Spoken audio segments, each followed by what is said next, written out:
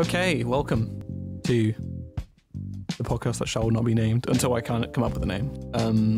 This is I'll cut that bit out. This is we do a little bit of reviewing, as they say. Not reviewing so much, but like we'll sort of discuss an album each week. A little showcase. Each week, by the way. We Each are week. here every week. Of course, I'll do weekly. I booked us in for the next couple of weeks. So, oh yeah? Yeah, I'm down. Yeah. I'm here. Yeah, so we'll sort of like shoot the shit on this podcast a bit, kind of a bit impromptu at the moment because we're just sort of getting the pilot out just so we can test the audio levels and figure out how everything works. I bet they'll love it in the mic, to be fair. But yeah, how was your week been, Brandon? It's been alright. I've done nothing. We were talking about stories about like our cars like blowing up. Oh yeah. The car smashing through the front window. We had we got a hill going onto my house that has a very small speed bump, tiny baby speed bump, and people. It's happened about 3 times where a car has gone over the speed bump and smashed just the entire front of someone's house open about 3 times. And there's been no fix. It's definitely not the speed bump. I don't really know what it is. I don't know how that happens. I can't drive. Wow. But yeah, you can't drive. I can't drive. Yeah, I'm a little boy still, bro. I'm only 12. I know you're a loser. I can't drive either. So I'm just making that up. You're a a loser, mate. Yeah, no, we weren't just talking about like cars exploding because we're like 5-year-old like toddlers who like talking about Hot Wheels and stuff. I was just saying because like there was a car that blew up outside my house yesterday. Oh yeah. That was interesting. My mum was like a bit too like interested there. Do you know what I mean? A little bit. Like it was a bit like she's at the top of the like a journalist all of a sudden. Yeah. You know, like parents like they'll like see something happen on the road and they'll sort of like bring out the phones and be like, yeah. There's like a block of like condos or whatever, like just over the road from me. Yeah. And they've got like a neighborhood watch, or they've got neighborhood watch signs all over the thing that like have like a picture of a policeman and it says neighborhood watch or whatever. But I've seen some awful things over there. I've never seen anything happen, but I've never seen anyone come out the house. I think the neighborhood watching is just for like old people to feel safe. I think it's so that people go, oh, hang on, better not drop my gum because neighborhood watch might smack me. Better not pull out the heat. Yeah, literally. Don't want to pull out with the blicky or anything. You know what I'm saying? Like suburban Plimpton. Oh god. Get off the bus with the blick. Running. Yeah, no, my sister's like moved out of my house recently and she's like saying the same. She's like, what if I like there's like someone who's gonna like come in? She bought a house with like an actual security system. At, like, you know, they have those like ones at the front door. Yeah, the big ones. Yeah, I don't know how it works at the moment, but like she doesn't want it 'cause she's like, oh, it doesn't look clean, it looks dirty, like my house. But then she's scared of like getting robbed for some reason. Like it's not happening. Like it's just not. I'll tell you what, there's a house. It's like halfway up the hill with the speed bump. And when I was small baby Brandon, toddler boy. Yeah. Walking home from school, every single person in the school said it was haunted because it looks like Monster House levels of like, what are you doing? Like there's like, it's like all overgrown, all the windows are smashed. Like it's just like, just gross, like the worst house like ever. It has like moss growing all over the roof. Yeah. And recently, like a couple of years ago, they started like cutting the trees and like all that stuff. I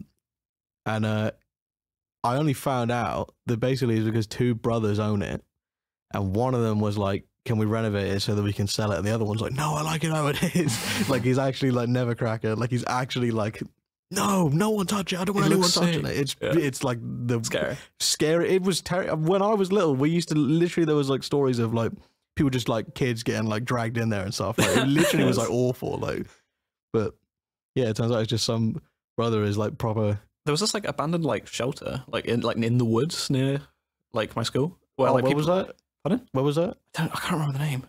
It's near like Camwoods or something like that. I can't remember where. But I never really went in there. But like there was so many videos of like people from my year just like setting off like little like, I don't want to incriminate, but just like weird like homemade like bomb shit. Oh my lord! It wouldn't be anything. It would be like fire to like some like aerosol or something like that. But but it's just like bruh, like there's a man. This is awful. I actually found this awful. I thought it was awful. And I found it was awful. There was like some semi-old man. I think he's homeless. He must be homeless. Oh.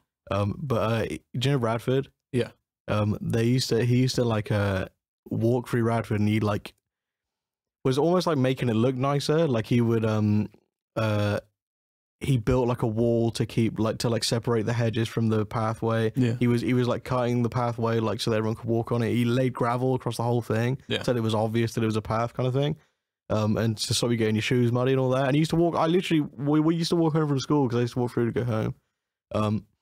And he had like a wheelbarrow, and he used to literally just like chuck like rocks and stuff in it, and then like build walls and like make it look all nice. That's cool. And he made a very impressive shelter that was like literally like a terrible log cabin. That was for him, and he built it like next to like there's like a river that runs into the lake. Yeah, he got like kicked out. That the council were just like, no, you can't do that. Even though he did nothing wrong. Yeah. He'd even done it so that he had like a clean water supply through the river and stuff. And no, they literally like kicked him out. And then he lived in a tent like slightly further down, like a way smaller one. He got kicked out of there as well. And I'm thinking like, let the man live. Like, he's just making Radford look fantastic. I'm just remembering now about the story. It was an abandoned place. I don't know if I mentioned that. Where I'm not saying like some people in my ear just went and like set fire to a bunch of shit. Some random guy's house. No. But we saw this guy in his house before, and he'd like said hello kind of thing. But I was just like, what a weird thing with the council. They were so strongly against it, and people. I remember there was like a petition to like, let him just live in his like little hut thing. But I was just like, oh, my lord, like. Yeah, Radford. So many weird things happened in Radford. Someone we were walking home, and someone was, "Oh, do you want to see something really cool?" And we're like, "Yeah, cool." Yeah. And he threw a smoke grenade into the lake, which was in my head. I was like, "What are you even doing?" But it turned like a whole portion like green or like purple. Was it like a coloured smoke? I think so. I can't remember what colour it was. It was like purple, like paintball and stuff like that. Yeah. So it was like purple or something. We just poisoned a bunch of fish. Basically, it looked like that, and we were just like people walking. Just had like smoke bombs and stink bombs. I don't know. It's just like that. He literally had like 4 of them. He was like, I want to see something really cool. And we were like, yeah. I remember there was like somehow like a stink bomb that like got like unleashed on a field like right outside of school, but when I was like 5. It was like, how do you get a stink bomb? Are they like made? I don't really know. Yeah, but maybe by the military actually to combat enemy forces. Yeah, so that I don't know what they do. Yeah, they sell farts. Did you have the like little glass ones where you like break a vial on the floor and it would like be a smoke grenade, a gas? No, but that's grenade. It was disgusting. Like maybe the worst smell I've ever smelled. I've smelled some smells. Yeah, but this smell was pretty smelly. You smell some smells, and it smelled proper bad. I'll tell you what. But yeah, they used to like. If you got one broken on your shirt, it's in the bin. Yeah, no point. Yeah, you won't be able to get it out. Was it like it was like liquid. Liquidatus. Like a tiny baby little bit of liquid, and you just drop it on the floor, and it was the most like smelly smell. I don't know what the word is. One of my teachers back in like year 7 tried to make like fool's gold because I think he just hated our class and like would just sort of do a practical every lesson because he was just like we were sat in silent for a lot of lessons because or whatever. But he set like he put what was it? What's the stuff that smells really bad like egg? I can't remember yeah, I know what you're on about. Yeah. It's like you put it on like tin basically. And then he just set it on fire and it sulfur. That's it. It's sulfur. He just like held up like a Bunsen burner to like some sulfur and it immediately like all of our like hairs on our throat like singed and stuff. We had to like leave. There's like asthmatic people in the class. They were like it was scary. Teachers are weird, you know. All of mine were weird. I had one called Mrs. She was my German teacher. I hated German. Kind of. Not a doctor, but she lives at she lives at this address, you know. But no, she's I think she was like head of languages or something. I can't remember.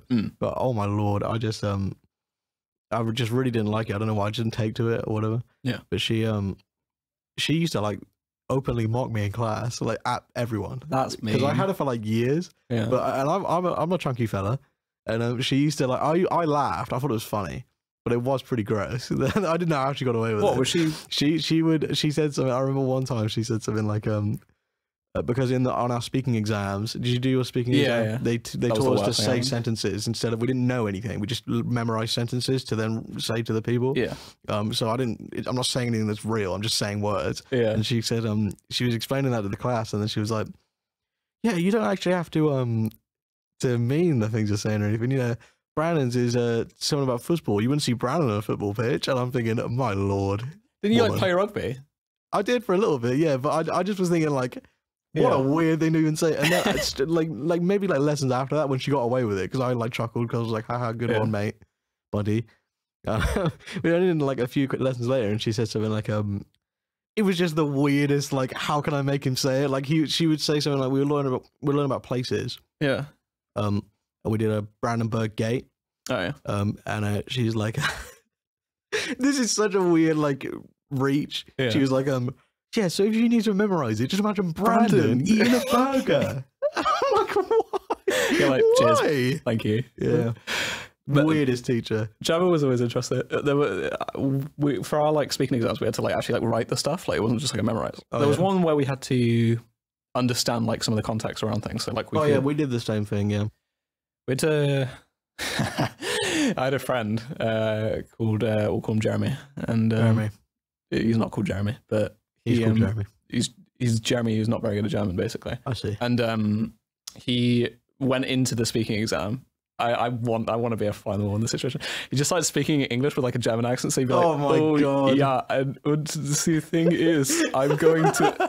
It's okay, great. What a legend. He also we were doing for our writing one. We came out, and we were talking about because it was talking about traveling around Germany, and like one was like spell Cologne in German, which is like K-O with an umlaut. Yeah. I'm flexing, by the way, just like saying. I know how to spell Cologne. I could tell. It's Cologne, actually. It's Cologne, yeah. But you spell it colon, like. Oh my god. Just colon with an umlaut on both the O's. Like, he's like, I thought it like looked German. Should we talk about the album, Brandon? What album, Ted? We're talking about some rap songs by Earl Sweatshirt. So the thing is, the method that we're going to carry out over these next few podcasts are going to be we'll sort of bring an album to each other every other week, and sort of like something that probably neither of us have heard of each other's, but we find that interesting enough, and sort of like it has sort of enough to talk about without sort of fanboying or like being like, and the thing is, this is sick because it goes hard. But I will be fanboying. Oh yeah, of course, yeah.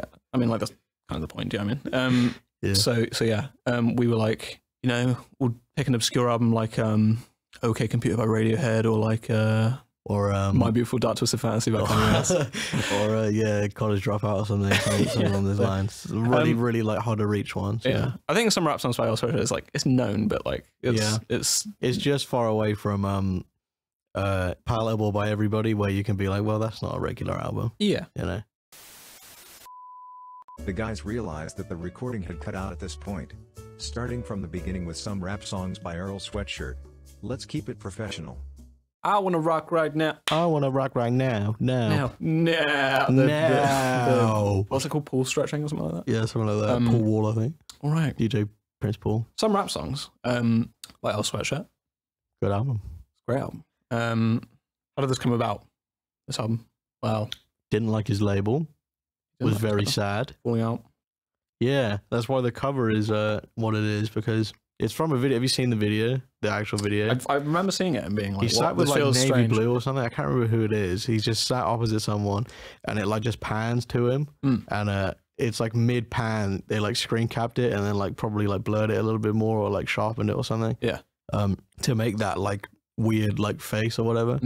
But it is just the most thoughtless picture, like, or whatever, ever, on purpose, because he was trying to get out of his label. I mean, it's called Some Rap Songs. Yeah, exactly. Some rap songs with a good picture, because it's perfect for the songs. Yeah. But the label would have not probably liked it. The label are probably aiming for some crazy high production value. Is the depth of my literally. output. But it's very surface level. Fits. Like, yeah, it fits 100% because it sounds exactly like it. The way the tracks like wash in and out of each other and stuff. Yeah, the production of this album is like very. I don't want to say like avant-garde. It's very kind of washed out. Yeah. Not much drums at all. Really. No, barely any. A lot of the rhythms actually come from the samples itself. Yeah. Almost all of the it's like an old Dilla stuff where he would like just like chop the drums from the sample and do that kind of thing. But there's barely even any drums on. And if it is, it's just like a side stick or something, or like a hat just to keep tempo. And that's it. Yeah, and like certain like hats won't be in any particular sort of pattern whatsoever. It's more like a textural sort of component. But then there's songs like like Peanut or like Lucy that are just so, there's barely even any, I don't even know how he even rapped on them or like did vocals, because there's like there's kind of a rhythm, but like you can't just follow it. It's not like a regular, it's not like 4/4 regular rap song. It's just like you're getting into kind of sort of like early sort of tape recording style sort of aspects to that almost. Yeah. I didn't crash, nice. Cool. So it opens with Bad Dreams. Bad Dreams, yes. Which we spoke about before. We had issues, to say the least. Yeah, we had issues. It was about sort of like struggling with kind of alcoholism. Yeah, alcoholism. The whole. I mean, you know, he's talking about like. I get a vibe of like sort of isolation. Yeah. Lots of like, why didn't you help me when I was sinking? You know, there's the whole like, it's like asking those peers like why they kind of just let it happen, like kind of thing, because you know, almost like he's just like, you're only here for what I have to offer, and that's rather than sort of checking on me as a person, sort of like dirty water drinking is another phrase. It's drinking beer all the time and stuff like that. There's also a reference to like people from Michigan, I think, as well, with the dirty water line as well. No one's trying to get it clean. Sort of no one really cares. Almost, no one's trying to get it clean. People want to see the sort of ideal of like the kind of depressed artist sort of so much without actually like, and even how the person behind it. And how his vocals are mixed and the with the beat is like so overbearing when it comes, because it's like a big horn section and it just like washes over his whole, you can hear it, but it's like it just washes over him, and then it's like nothing for a bit and you can get a couple words for him, then it washes over him again. It's kind of like the whole the theme of the whole like dirty water drinking and the water aspect of it kind of makes more sense with the beat and stuff. Speaking of water, Red Water, I think that's the Red Water, big segue. Yeah, crazy segue. Joe Rogan. Red Water. I'm pulling up the track list on the screen right Jamie, can you pull that up, please? We should do that actually. It's all about his father being absent and kind of wishing that he well, not wishing, but kind of just, he's almost angry, but he's also at the same time just sort of like, well, I'm not. It's just kind of whatever. It's kind of like you're getting kind of like a lot of different approaches to sort of loss on this album, like from sort of like pure like despondency to like kind of wanting to just ignore it all almost. Like that, and all these tracks are so short. There's not a track over 2 minutes or anything. No, 2 minutes 20. First song is 2 minutes 45. The Mint. The longest song on the whole album. You won't reach a. And even the structure of all these songs, it's not like there's a verse, chorus, It kind of meanders in and sort of out. There might be a motif, or something, but there's never really well, in the bends there is, where he says, "Ben, we don't break, we're not the bank," like a couple times. But again, it's not like it's a 16 bar and then a 4/8 bar chorus and then another verse or anything. It's just kind of it's just rapping constant. Yeah. Where should we go from here? Cold Summers. Cold Summers. Did that leak? I feel like that leaked early on. It might have leaked. I know that. Or was that December 24? I think. Which one?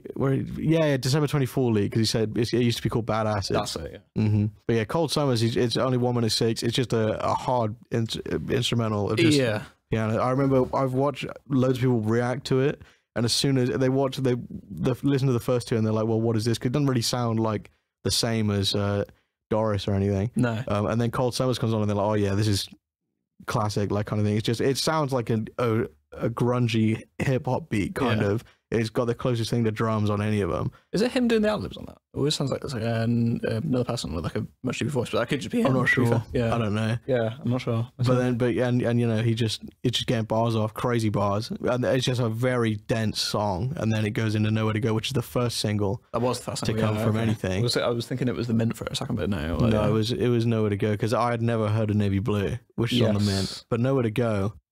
It's an interesting track. Like Bloom when you're wet. I didn't know. I actually hated it. I always at first I was really confused. Like there's some sort of like vocals that kind of come in, sort of meandering and Oh, I thought it was Anthony Kiedis from the Chili Peppers first. That's like the Tom that I sort of picked up on. It was very weird. I remember hearing this because I was a big fan of Grief and Charm and stuff like the songs like that. And when it was some rap songs and I knew that people were talking about, it was like really sad and stuff. Yeah. And I like the leaks, and all the leaks that ever leak are like Alchemist beats or like something that is like a classic hip hop oriented song. Yeah. Nowhere to Go came out and I literally was thinking, fucking keep it, mate. I literally remember hearing it and telling all my friends. Yeah, like, I love it now though. Yeah, I love it now. I love it so. It's one of the only songs that I've carried forever, like constant. Yeah. But that song when it came out, I literally remembered like telling my friends like, I really hope he doesn't go this way. But now he has. I'm like, I want him more. What was I doing? I say that his new album is really nice as well. Yeah, his new album is really much nice. more kind of trappy instrumental. Yeah, and yeah, stuff like lots that. of. He plays with a little bit more rap stuff there. Yeah, definitely. Gets his bars off. It's the But again, Nowhere to Go is all about his mental health as the title kind of thing. But yeah, I think that's going to be sort of a coherent theme throughout the whole Yeah. sort of project of like dealing with just well, I guess what life throws at you in a sense. yeah, but he does reference. I think he references Mike or someone like that for the first time in Nowhere to Go. Is that the I was in the kitchen? I was in the kitchen with Mike. What song's that though? Is that Nowhere to Go? I can't Maybe remember. He says I was in the kitchen with Mike. No, that's What track is that? No, we'll find I can't out. remember. Yeah, he says somewhere. Yeah. Which is another whole thing of the instrumentals that he's choosing and he's making is Yeah, Mike massive a Mike, big inspiration. yeah, on Mike, this record. Marvy and Pink Sifu and stuff like that. Yeah. They're massive influence who he wasn't really associated with. Yeah, And then all of a sudden, Alchemist. I remember watching an interview, and Alchemist called Earl his A&R. So he finds like Pink Sifu, who Alchemist has done beats for now, and Yeah. stuff like that. Mike, and he says that he trusts him over like all of them Yeah. because he really has the ear for like who's going to be huge kind of thing, and that plays with the new Pink Sifu album, which is great. who has like got kind of like a very different sort of like sound. Yeah, yeah. Almost. We've got December 24, December 24th. which was the leak that was the called week, yes. Bad Acid, which is what everyone thought it was going to be called because it Yeah. said Bad Acid did Damage to damage his to my mental. mental, Yeah, which is such a crazy line. But he performed this like a bunch of times. He does that with all of his leaks, but yeah, December 24, once again, just a piano. I can't even remember if there's drums. There's some drums, but it's just like crushed like into the beat, probably from the same sound. yeah. On the way, standing on the corner. On the way, On the way great to the song. truth. Great song. The same sample is used by on West Side Guns' Yes, it new was. That album, was Madlib Richie's as well. that produced by that one. Madlib, Yeah. produced by Madlib, Richie's on side B, I think it is. It makes you realize like how it's kind of with this you're kind of like, oh, everything's kind of washed out sort of Yeah, bit. yeah. But you listen to like another use of the same beat. Yeah, it's so It's clear. so compressed Yeah, and yeah, sort yeah. of right there. It's really almost. weird, But- yeah. And even because it's not like distorting or anything. It's just like It's thick. yeah, it's incredibly thick and like his vocal over the top. He's even like pushed his voice like onto it, so it's Yeah. really like claustrophobic Yeah. song. It's the first time I listened to it, I was like, this sounds like obviously like you're getting like in it, but everything's so kind of it almost sounds like it's like recorded like under the stairs. Yeah, with yeah, it, like, exactly. SM57 Yeah, yeah, sort yeah. of very dark. It sounds dark. You know Yeah. what I mean? All the And- vocals. and again- he sounds so much older on the record. As Yeah, that's what he says on Solace. I'm the youngest old man that you know. well. Yeah. And I think Fantana said he sounded on this album like he'd aged like 20 years I mean, since which he kind near of enough, does. yeah. But the thing that I noticed with the On the Way song when I heard it was that all the names of these, because they're not really names that are like choruses, which is usually what everyone does. Yeah. It's just lines that he likes or something. Like he Yeah. says red water and red water. And it's about blood, obviously. But like December 24, I think it's just a reference to something he's saying and stuff. But Cold Summers, he says On the Way, he says like he just says the name, but he doesn't actually like.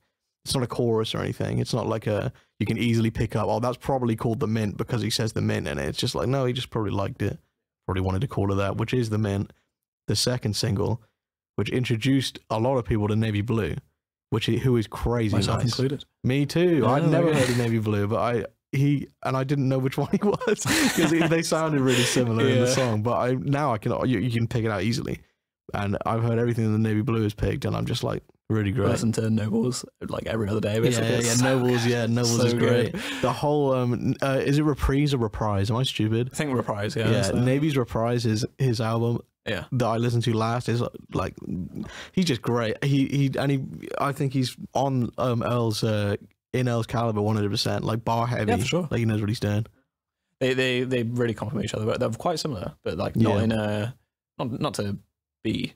No, Like they're that. not trying to be each other. They've got their own like quirks. Kind Yeah, of for thing. sure. They seem like they have the most sort of like you hear it in Nobles. They really sort of bounce off of each other. Yeah, like, yeah, 100%. They go back literally and they forth. finish each other's sandwiches. Yeah, Basically, they and finish each other's sandwiches easily, and they're like it's like And that's kind of, well, that might be why it links into the Bends, because that's all about friendship and strong relationships, and like, bend we don't break, we're not the bank. You know, a couple of political messages here and there about random things that he believes in every now and then. I can't remember the sample. Or the Bends. Yeah, it's a woman singing. I can't remember what it's from. I can't remember it either. But again, it's these like they're not chipmunked. They're just sort of like I don't really know what he does. I don't know how he does it. He just sort of plays with rhythm and these drums are definitely from the sample. It's just he's just playing with the sticks kind of thing. But but kind of like pushed, squashed enough. But the band's all about, you know, family and strong bonds with friends and stuff. And Lucy, the shortest song, I believe, is Peanut. No, Lucy's the shortest, 59 seconds long. But it's this is I think it's the darkest one. No, it isn't. It is the second darkest, I'd say, because Peanut's probably worse. Yeah, I'm playing Possum as well, I think. Yeah, playing Possum. Yeah. But yeah, Lucy is just a breeze. It's a little bit of a breather, but it's also just letting you know, like, where he's at kind of thing. Azukar, my favorite. You said was easily your favorite because you like the sample. Oh my god! I've recently seen a video they talked about how it was sampled, like the sample itself, and it is a great song. Like the song the way he samples it is amazing. Things being the sample is spelled out to say like it's in your past, basically. Like in multiple ways with the bell cut sort of like interweaved within that. Love this song. Love the way it starts. Have you seen like any of his live shows where he has to like start rapping it before? Yeah, and they have to time it properly. Yeah, he has to like kind of like you have to read gestures. Yeah, it's really, really good. I love it. I think it's an amazing track. Love it. Eclipse was one of the first songs I saved immediately because I was like, wow. Do you know the sample of this? No. It's Caillou, the TV show. No way. That's it's the Caillou theme just pitched down in like multiple in various ways. That's crazy. God, Eclipse. I can't even remember. Oh my god. That's crazy to me. Eclipse is crazy nice. Yeah. Eclipse and Azukar always remind me of like Christmas for some reason. It's so Azukar reminds me of Christmas. It kind of sounds like it must be the chimes or something like that. It's going to be in that kind of. It reminds me of 2019. Do you remember? Like, we were like, I was like on the bus on the double decker. Ready for a flipping stocking stuffer. Stocking stuffer, yeah. Azukar does remind me of. It does remind me of Christmas. It's quite a wintry album, actually, overall. Yeah, in like a seasonal depression way. Yeah, I think it was it's like end of November, early December. It came out. So yeah, I think so. Because January is when the visual dropped, called Nowhere to Go, which was a bunch of the songs playing one after the other, kind of thing. But then we got Veins, which is again, it's one of the easiest notables to think of is The Last, which is Saw the ghost of where I was, lonesome as I was. I'm pretty sure the last line is, but also there's a line in it where he says, "Peace to every crease on your brain." There's just some really like heavy, like deep cut lines in these songs that are just fantastic. Yeah, kind of very almost backhanded, like a insult sort of almost. Is the way that like it always seems kind of any anger is sort of like fleeting. Yeah, exactly. Like in it or sort of turns away. He also says dissipates on contact with air almost. Yeah, he says wishing on a star. No, sitting on a star, wishing something about sitting on a star, wishing I was a star, or thinking about how he was a star, kind of thing. Yeah. You know, again, he's just talking about like, you know, his position that he's in right now. All of his albums, if you listen to them, they kind of just feel like life updates. Yeah, but he's a complicated guy, so you kind of let it happen. But playing Possum is a massive highlight, huge highlight. Not one that I would play every day. Yeah, but it is definitely impressive and intense. 100%. And then we kind of like round off with almost like a musical collage with Peanut and Riot. These kind of become sort of well, I mean, Riot is, I think, a protest song that his father wrote. Yeah, it is. Pretty sure. And his mum is doing a talk at university, I believe. At what university, sorry? I'm not really sure. Oh, okay. Oh, sorry, the sample is it? I thought you were saying the sample. I thought you were like, I was his mum was doing a talk. No. Yeah, no. It kind of ends. I don't think he raps on Peanut or no, he doesn't. No, he does. Peanut is no, he doesn't rap on Peanut. Does he? Peanut is kind of he noise. Does. I can't remember what he does. Yeah. Lucy and Peanut, I switch up. It becomes more of a collage, I think. Yeah, it's really dense, sort of dense. Yeah, you know, like caretaker-esque. Yeah. Not really just like cliche. Just kind of wrapping around your head, kind of thing. Yeah, and then Riot is like this incredibly blissful song. The sample is called Riot. It's by his father, wasn't it? Yeah, I think so. And I think it's his grandfather playing trumpet or something on the song, something like that. It's a really like nice song.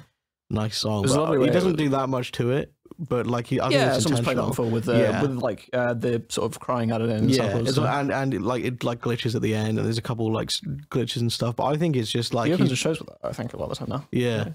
I think he's just showcasing his dad's work, and he's just kind of like happy about where he is, kind of thing. Yeah, it's a sort of like he got past all this, and that's where he is now, is where I read it. And I remember when I listened to it front to back the first time. After that, I literally that like last 1 minute 6 seconds or whatever it is, I literally like sat out a breather for a second. I was like, holy shit! It's like what a intense thing, and then to end on in that, such like, wow. sort of concise sort of time period as well. It's only 24 minutes, I think. 24. Yeah, something like that. It's really, really short. Very dense. Because all the songs are only like they feel way longer, but it's because they wash in and out of each other so quickly that you're kind of just like, well, cool. You know. Yeah. Right. So we'll wrap it up. What favorite track? Have you got one? Not to put you on the spot. Mine's Out of Car, just to say. I listen to I don't know. I listen to Riot a lot purely because I like it so much. But I listen to Cold Summers. Yeah. December 24. I don't even know. It might be Veins. Hear the most. It might be Veins purely because of the some of the lines in it cut so hard. I think it might be or On the Way. I don't really know. It might be, I would probably say Veins right now. Awesome. I think it's fantastic. Alrighty then. Well, that concludes our record discussion segment. Sorry, you have so much to be. You've got hard out, haven't you? So we'll cut it short there. Next week we'll have a way more a bigger professional setup. And we won't cut out a couple times, or you know, I'm gonna have to do some chopping and chopped and screwed. A little bit of flobulator or flibble flabbing or something. Some nice 808s, dizzle dazzling or something. Just one sparkling. Just one 808 at the beginning. One 808 at the beginning. I might do like a little like one intro fart noise music at the beginning. One fart noise. And then here we go. Whoa, that's a good one. Out. I like that. We're done.